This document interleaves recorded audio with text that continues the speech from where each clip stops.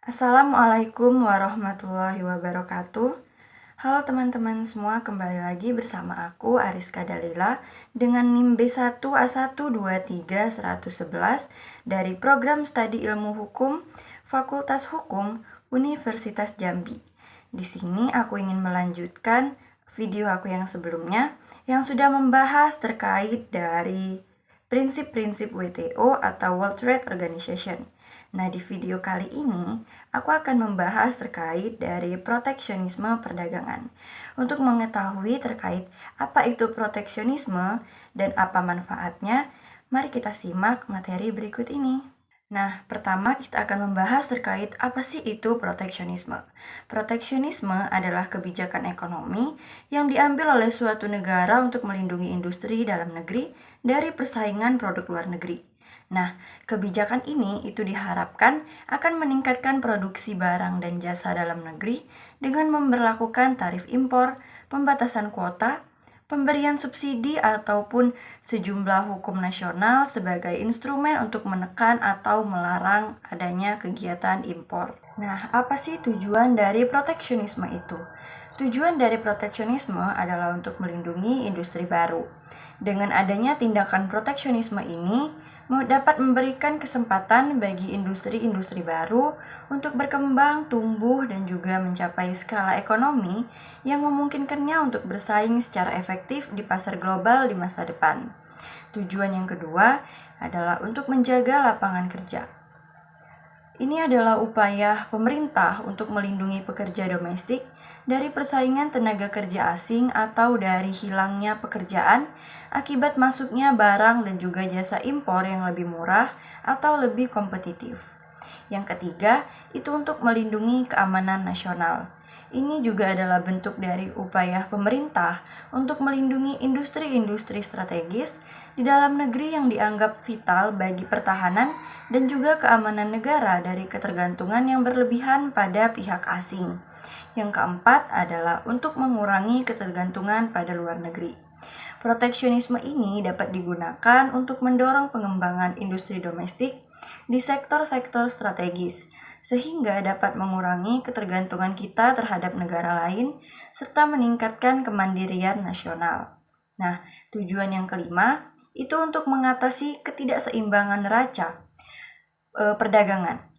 Upaya pemerintah untuk mengurangi defisit neraca perdagangan atau nilai impor yang lebih besar daripada nilai ekspor, atau meningkatkan surplus neraca perdagangan atau nilai ekspor itu lebih besar daripada nilai impor melalui kebijakan yang membatasi impor dan juga mendorong ekspor. Nah, cara-cara atau alat-alat untuk proteksionisme yang pertama itu ada tarif bea atau bea masuk. Dengan mengenakan pajak yang lebih tinggi pada barang impor, maka harga barang impor akan menjadi lebih mahal di pasar domestik. Hal ini diharapkan dapat mengurangi permintaan konsumen terhadap barang-barang impor serta mengalihkan preferensi mereka ke produk dalam negeri yang menjadi relatif lebih murah. Akibatnya nilai impor secara keseluruhan itu dapat menurun. Yang kedua, itu ada kuota impor. Pemerintah dapat menetapkan batasan kuantitas barang tertentu yang boleh diimpor dalam periode waktu tertentu. Dengan membatasi jumlah impor, maka nilai impor secara keseluruhan juga dapat ditekan. Yang ketiga, itu ada subsidi. Subsidi itu dapat membantu perusahaan dalam negeri untuk menurunkan biaya produksi dan juga menjual produk dengan harga yang lebih kompetitif baik di pasar domestik maupun di pasar internasional. Dengan demikian, perusahaan dapat bertahan dan mempertahankan pekerjanya juga. Yang keempat ada hambatan non-tarif.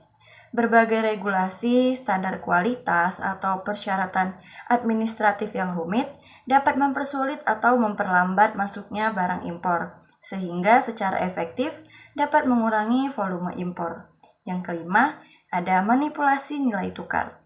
Ini merupakan tindakan yang disengaja oleh pemerintah suatu negara untuk mempengaruhi nilai mata uangnya yang relatif terhadap mata uang negara lain, dengan tujuan untuk memberikan keuntungan kompetitif bagi ekspor domestik dan membuat impor menjadi lebih mahal, sehingga mendukung kebijakan dari proteksionisme ini. Nah, Apa sih manfaat dari proteksionisme itu? Manfaat dari proteksionisme yang pertama adalah lebih banyaknya peluang pertumbuhan. Proteksionisme itu dapat memberikan peluang pertumbuhan bagi industri lokal, sehingga mereka dapat bersaing dengan perusahaan yang lebih berpengalaman di pasar internasional. Kemudian yang kedua, itu proteksionisme bermanfaat untuk impor lebih rendah. Kebijakan proteksionisme itu membantu mengurangi tingkat impor untuk memungkinkan negara untuk meningkatkan neraca perdagangannya. Yang ketiga, lebih banyak pekerjaan. Tingkat pekerjaan yang lebih tinggi terjadi ketika perusahaan-perusahaan domestik itu meningkatkan jumlah tenaga kerjanya. Kemudian yang keempat, itu ada produk domestik bruto atau PDB lebih tinggi. Proteksionisme cenderung meningkatkan PDB ekonomi karena adanya peningkatan produksi dalam negeri. Dampak positif dari proteksionisme. Yang pertama adalah perlindungan industri dalam negeri. Dengan adanya kebijakan-kebijakan proteksionisme yang diterapkan oleh suatu negara, itu bertujuan untuk memberikan keuntungan kompetitif dan juga lingkungan yang lebih kondusif bagi perusahaan-perusahaan dan sektor industri yang beroperasi di dalam batas wilayah negara tersebut. Kemudian yang kedua itu adalah keamanan ekonomi. Kebijakan-kebijakan proteksionisme itu dapat berkontribusi pada stabilitas, ketahanan, dan juga kemandirian ekonomi suatu negara dalam menghadapi guncangan eksternal dan juga tekanan internasional.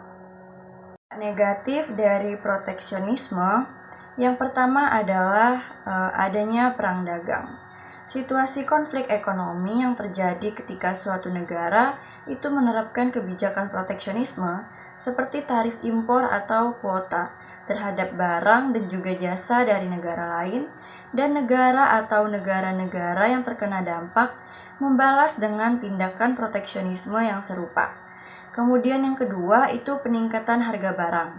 Dengan adanya kebijakan-kebijakan proteksionisme ini, yang diterapkan oleh suatu negara itu seringkali menyebabkan konsumen harus membayar harga yang lebih tinggi untuk berbagai jenis barang dan jasa dibandingkan jika perdagangan bebas dilakukan.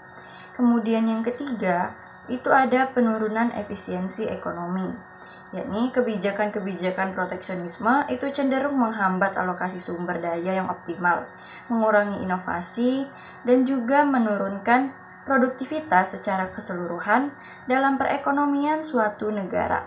Kemudian yang keempat, pengaruh negatif terhadap negara berkembang. Dengan adanya kebijakan-kebijakan proteksionisme yang diterapkan oleh negara-negara maju ataupun negara-negara besar, itu dapat merugikan pertumbuhan ekonomi serta pembangunan-pembangunan di negara yang berkembang. Kesimpulannya, proteksionisme adalah kebijakan ekonomi yang digunakan untuk melindungi industri dalam negeri dari persaingan asing.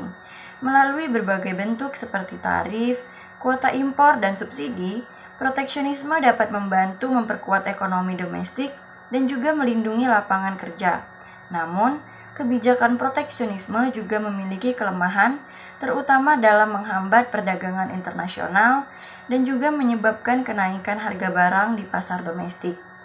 Pemahaman yang mendalam tentang proteksionisme dan dampaknya ini dapat membantu kita melihat sisi baik dan juga sisi buruknya dalam konteks ekonomi modern.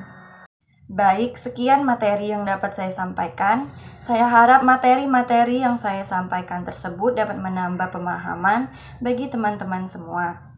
Terima kasih kepada yang sudah menonton. Apabila ada salah kata ataupun kekurangan dalam penyampaian materi, saya mohon maaf. Saya akhiri. Wassalamualaikum warahmatullahi wabarakatuh.